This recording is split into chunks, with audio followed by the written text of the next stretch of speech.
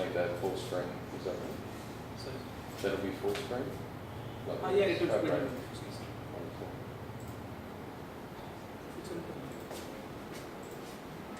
Well done. Thank you. Good. I'll take these off. Okay, well, welcome everyone. Thanks for coming tonight. My name is Simon Hunter, and I am the Executive Chairman of two institutions, International Screen Academy and also Sydney Film School. And I'll just close Frank here. What I'll be talking about tonight is these institutions and what we do, and if any of you are interested in coming to study with us, I certainly will be here to talk about that.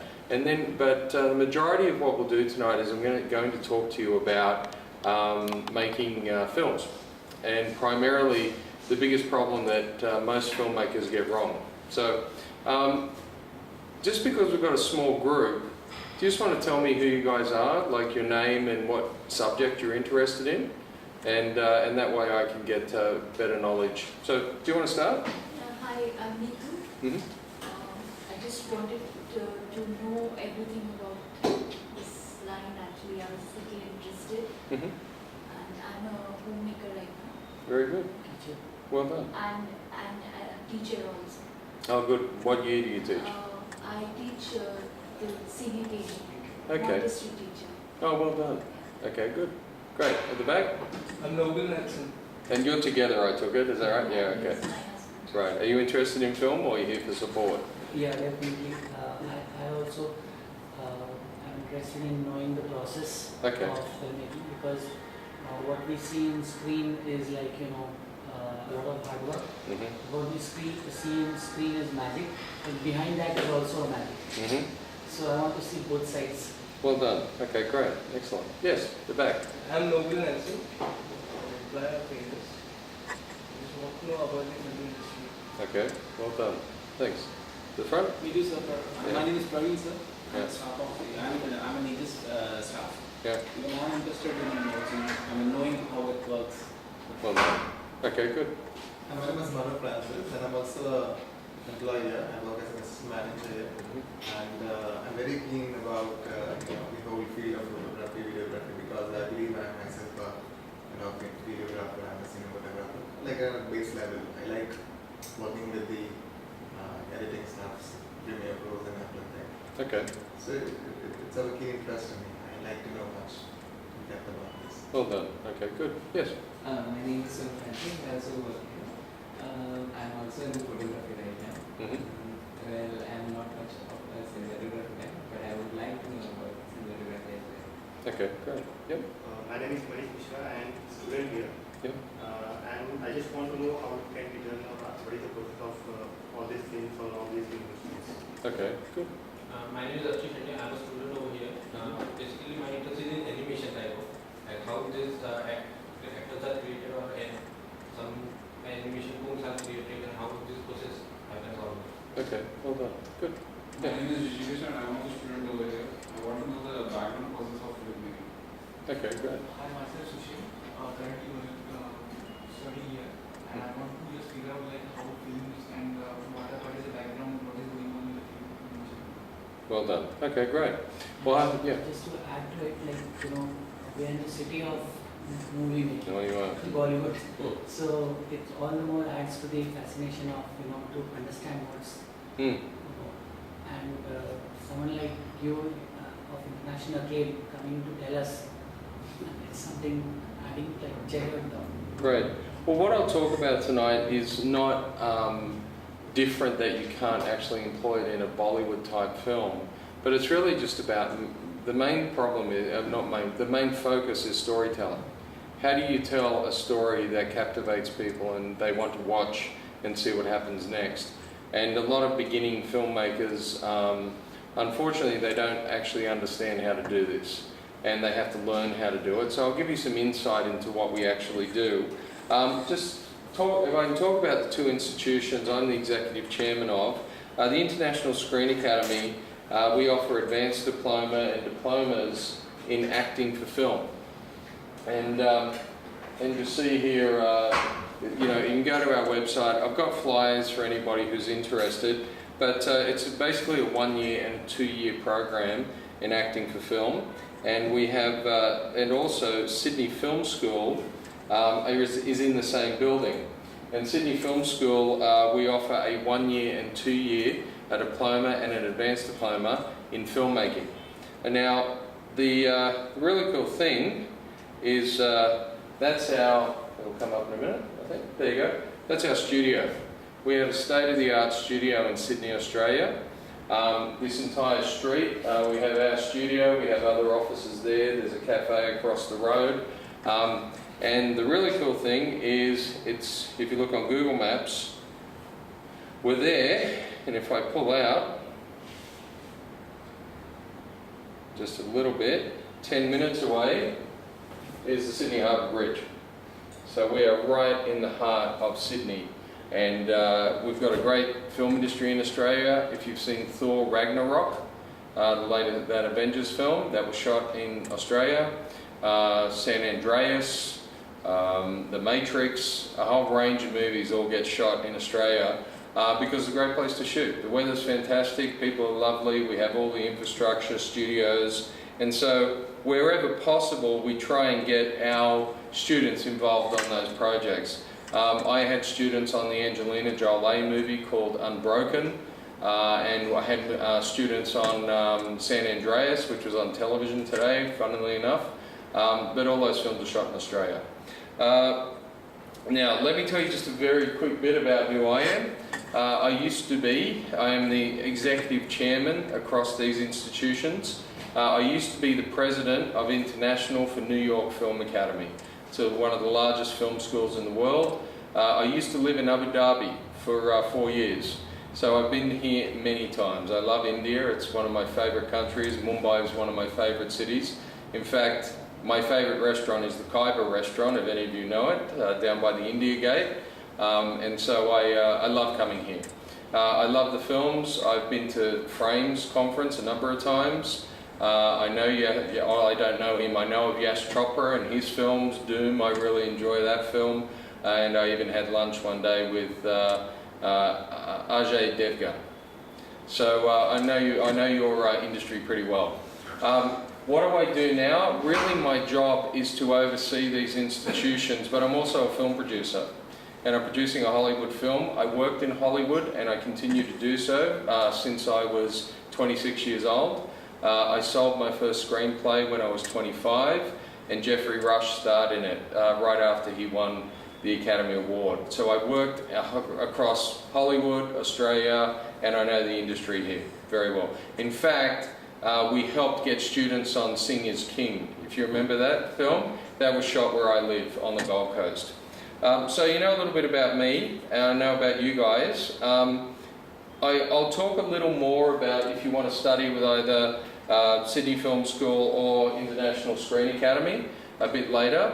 But first, before we start, I want to thank Bhupesh and Aegis for inviting us here, and we're working on projects together, including M-Uni, which I don't know if we'll talk about tonight, but certainly thank you for having us here. And you guys have come to find out a little bit about storytelling, so I will do my best. Why do I know a little bit about it? I've written a lot of television shows. I've written a number of movies, all Hollywood style, and effectively I'm going to teach you some things tonight. And the first thing is this. Ever watch a movie and you're really bored? You don't care? A lot of times, right. And what do? Usually search through it very quickly, is that correct? You want to see what happens at the end. But you know, maybe you'll sit there and watch it, but you don't really care. Well, the first point is, why is it that you don't care about the film? What is the element? Now, one of those things can be the idea, okay? Here's my big film. It's about a guy who has to buy a car. That's my movie, okay? Does anyone want to watch this film? You interested? Is it a big idea? Or it's a story about an alien attack on Mumbai.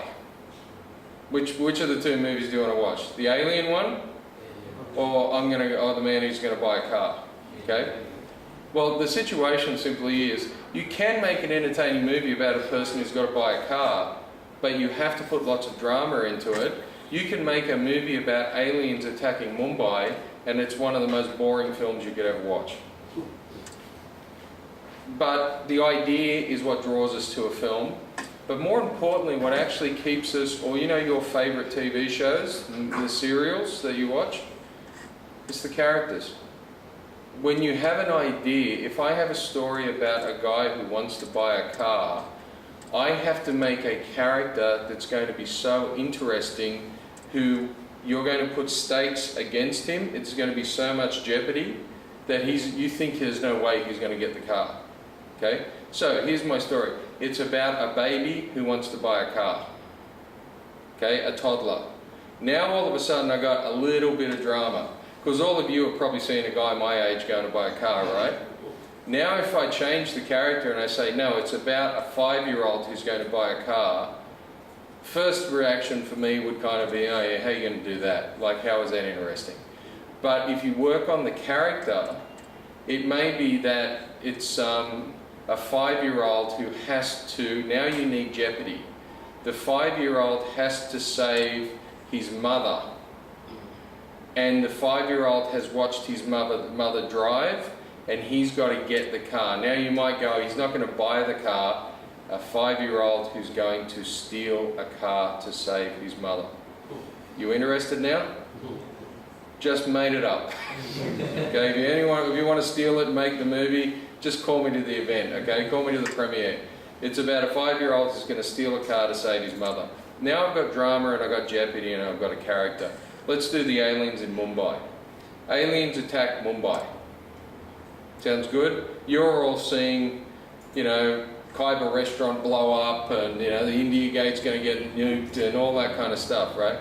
But you know what? After about 3 minutes, you're going to get bored. Because there's only so long you can blow stuff up before everyone starts to yawn. So now what you have to do is say, who are we going to tell the story's perspective from? So now what I'm going to do is say, okay, do I have an interesting character who's in that mix? Now, it's actually a disaster movie is really what it is you're watching, okay? So what you might do is you might have 4 or 5 characters and we follow their story through the destruction of Mumbai by aliens, okay? And you have to figure out. So now here's what Hollywood does. Ready? Look, I want to apologise. I am going to destroy Hollywood movies for you forever. You will see everything I tell you over and over again. What you'll have is, we have to have the teen romance. The 2 characters who are teenagers, who are going to try and stay alive, and guess what? One of them's going to get hurt, but they're going to be alive. I can guarantee, put $100,000 on the desk, okay?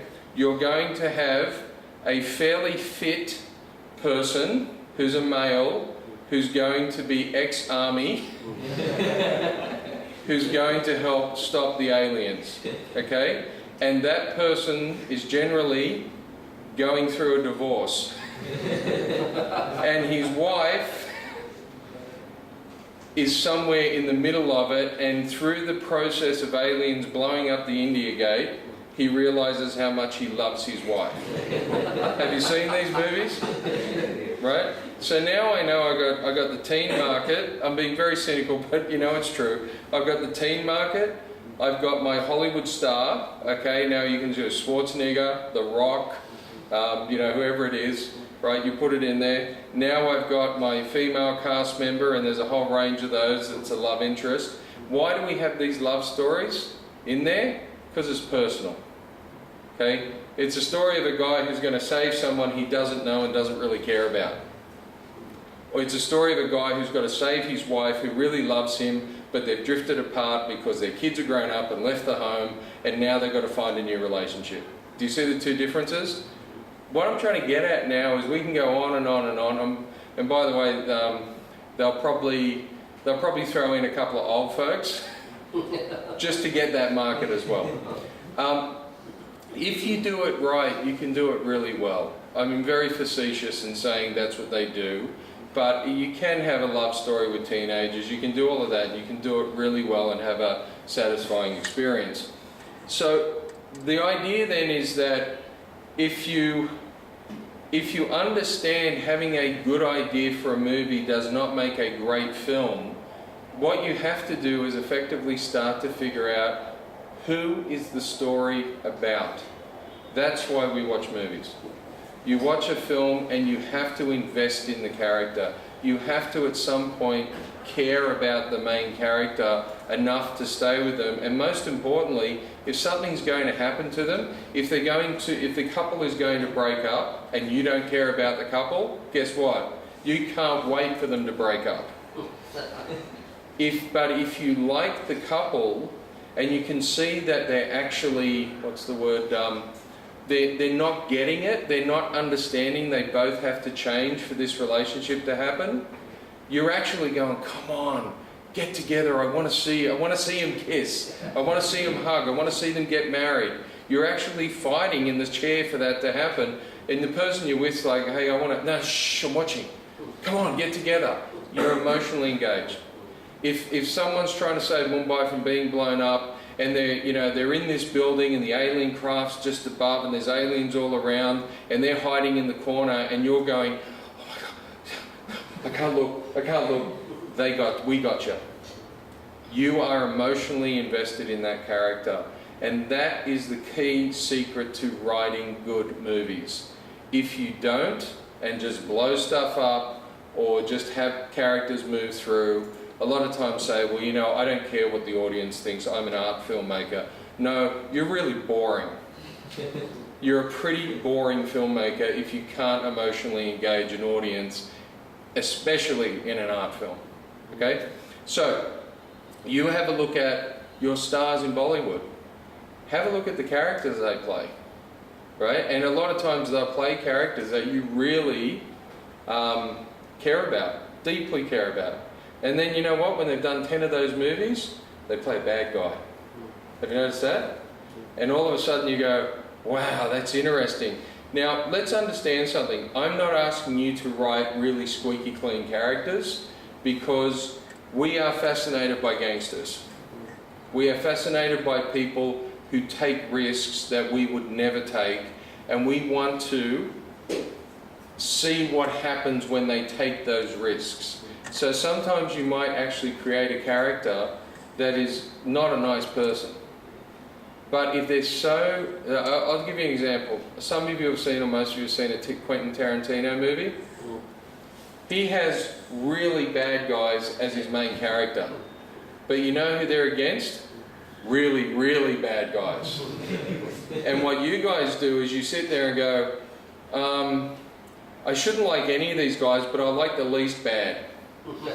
And you invest in those guys while the other guys absolutely destroy, they actually threaten the bad guys. So when John Travolta and Samuel L. Jackson walk in and shoot some kid eating a burger, come on guys, they're not nice people.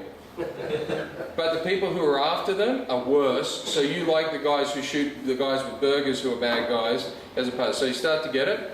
So here's the idea. If you want to write a character, if you want to make a movie, even a 5-minute film, you've got to write the character. The thing that I see over and over again with beginning filmmakers is they have an idea, they've got an assignment, they have to make a 5-minute film. And what they'll do is they'll go, okay, it's about, blah, blah, blah. And then they get an actor in, and here's where directors, you lose all power. The actor turns up and says, what should I wear tomorrow on the shoot? Whatever you want. You know that director has no idea how this film is supposed to work, and it's going to be an unmitigated flop, and he's going to say it's an art movie. Because if you don't understand that character, what will effectively happen is when the actor turns up and says, do I wear a black shirt, a blue shirt, a grey shirt, a collared shirt? The way I'm dressed is different than if I turned up today in a pair of jeans and a t-shirt. Okay, it's a different projection. And so you have to figure out who is the character. Can I tell you how to do this really simply? Steal. Go to your next family function, sit down, look at the people at that dinner table and steal. I have characters I've written who are different versions of friends and colleagues I have, and those people have no idea. In fact, I'll tell you an honest story. There's I wrote an episode of a TV show, and Jeffrey Rush, you know the guy from Pirates of the Caribbean, he starred in it, right? And the character I wrote was actually a guy I know, and I even wrote the same dialogue that the guy I know says all the time that drives me crazy. This guy kept saying, unbelievable, unbelievable. He would say that. So I got Jeffrey Rush's character to say the same thing. He is based exactly on that character, right? It went to air. I had this big party. Everyone comes over. We're watching the movie, and this guy's there who it's based on. You know what he said to me? He walks up and he goes, "Look, don't get it wrong. I really liked your episode. It was really good. Congratulations. I just didn't like Jeffrey Rush's character." And the reason is because partly I was exposing the negative sides of himself. And you know what we hate in other people? What we hate in ourselves. If you see somebody who's really rude and arrogant, I can't stand that in myself. And when I do it, I feel bad after I've done it. When somebody else is like that, I hate those people. Because I don't like that kind of stuff. So here's what I'm really getting at. Start to watch people. Start to listen to the way they speak. Start to see how they move. When someone walks in a room, it's like, "Hey, how you doing?" Right? As opposed to they go, "Oh, hi." Straight away, there's two completely different characters you've created. A great example is the Incredible Hulk. Okay, Bruce Banner's, or you watch the Avengers movie? Go back and watch it. Watch him. He goes like this. "Hi." He's the weakest guy in the world. Right? And what happens? Someone hits him and all of a sudden he's punching out Thor. He's destroying the whole ship. That's the extreme of Jekyll and Hyde. Okay? But start to think about it. So have a look at the people who are around you. Look at how they actually act. And here's the word, be inspired. You don't have to copy them. I have a novel I've been working on for a while, and the main character of that novel is actually a character who is the husband of a friend of my wife's. That's the kind of guy I see him as. So whenever there's a chance to go to dinner with him, I want to go. And I actually sit there and just listen to him talk. Because I'm thinking, how would you react if you were in this situation? So you start to get that? So let's have a look at a couple of things here of how do you design a character. Because if you do this, when an actor comes to you and says, "What do I wear tomorrow?" you say, "I want you to look like this." And you take a photo because you've already seen. Remember, filmmaking is projecting to the world what was already in here a long time ago. You just get to share it. Second rule, if you get 75% of what's in here, you got a great movie. So don't stop yourself trying to figure out what I see in here has to be on screen 100%. You hope it is, but if you get 75, if you just get close to it, if you aim for the stars, you'll get the moon, okay? If you get close to it, you've done a good job. But you can show somebody because you understand. If you're a director and the actor says, "I'm not quite sure how my character would enter the room," you as a director, you don't have to act it out, because I've actually know actors hate it when you do that. But you can say to them, "I want you to open the door with force." Why? Because you're really angry when you walk in. Why are you really angry? Because in the last scene you had a conversation with somebody and you didn't express your anger, and now you're going to take it out on everyone else. That makes sense? Projection. And the more and more, this is what a lot of film schools, I shouldn't say that, but a lot of film training doesn't do anymore. They talk about cool shots. Well, just do a cool shot, let the audience decide what the emotion is. Garbage. We're making stories about humans. We're making stories about, when you watch my film, it's my duty as a filmmaker to try and reflect back to you, even if I'm making science fiction or fantasy films, how humans actually work. Okay? I travel the world a lot. I did 146 flights last year. I go to a lot of different countries, and despite the different cultural and wonderful food, the fact of the matter is that most people want the same thing. They want love, they want hope, they want a better life for their children. I could go on and on. It doesn't matter what culture I go to. There's no culture I've been to, it's like, you know what, I want my kid to die. I'm yet to go to that place. You know, I'm waiting for, you know what, I got a great job, but I hope they fire me. I really love my wife, but you know what, I wish she'd leave me. We're laughing because humans work in a certain way. It doesn't matter where it is. You as a filmmaker have to be deeply interested in how people work, right? Read books on psychology, sociology, philosophy, mythology, all these kind of elements, and understand what are the things, because then here's what happens in drama. I have a story about a couple that have a baby, and that baby may not live. Why do you want to stay to watch that movie? What is the question you want answered? Does the baby live? And then there's another question. If it doesn't, how does the couple survive? These are questions we ask and have asked for thousands of years as humans. Okay?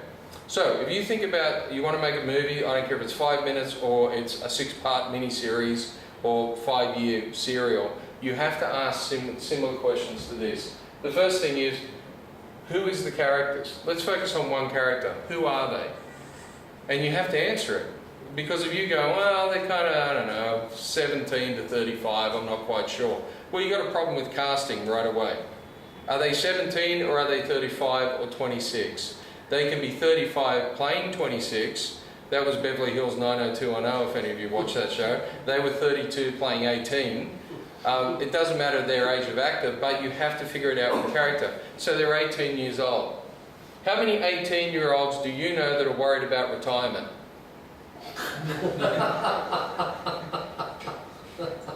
So now if you're 18, there's a whole range of things that 18-year-olds think about. Now you could create a character that thinks about retirement, but they're going to be a quirky character. Okay? So what do 18-year-olds think about? Their future, relationships, love, you know, having fun, freedom, all these kind of things. Now that's going to be honest. What does somebody at like 26 start to think about? Getting a house, building a career. They're warriors in the workplace. I'm trying to do the best I can, okay? And now somebody who's 48. Missed out opportunities, regrets, I should have dated, I should have bought more stocks, I should have bought Apple, whatever it was. That might be one thing. And the story becomes, how does the character change? Or, how do they come to an awareness of who they are? Okay? Because here's the cruel joke. I was on television today. They had Modern Times with Charlie Chaplin. You know who Charlie Chaplin is? Famous silent movie actor. And it was on Star for some reason. I don't know why. It was right after San Andreas. And it's a black and white silent film. And this Charlie Chaplin it's called Modern Times. And he's dealing with being a little guy in a big world. And the world kicks him around. Right? And the story is going from kicking him around to kicking back. You know, and that becomes what we call our character arc. So if I go, who are they? You think about who is the character you're actually designing. Who is this person that you want to design? And that's why you might start with, so you can come up with a brand new, entirely original character, or you might start with, they're like my aunt, they're like my cousin, they're like my brother, and then you expand from there. Here's the thing, in your story, what does the character want? Have you all seen Finding Nemo? Yes. What does Nemo want? What does he want? I want to go back to his home. He does at the end, but what does he want at the start? He wants to grow up. He wants to be a man. What does his dad want? His dad wants him to never leave the amoeba. Because, like a lot of Disney movies, they kill off one of the parents at the start. I don't know why, but the mother died. And so Nemo goes out and he goes too far and then goes on this journey. The story is also about Marlin, his dad. Marlin wants to keep Nemo protected because he's terrified because he hasn't dealt with his wife's death. At the end, the two of them come together with a level of respect, and Nemo's going to grow up, but he realizes part of growing up is having responsibility.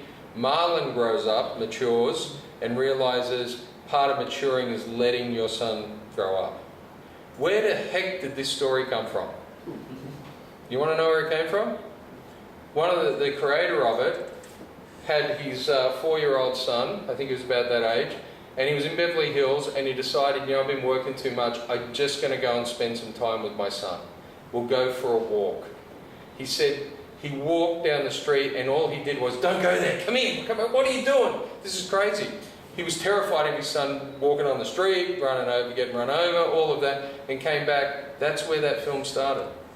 It started with an honest response to how people react to the world. Some of you are probably too young to have kids. I've got 2 of them, and it's 100% true. You look after them deeply, you're worried about them, you want them, and even, you know, my daughter's going into, like, she'll be 18 next year.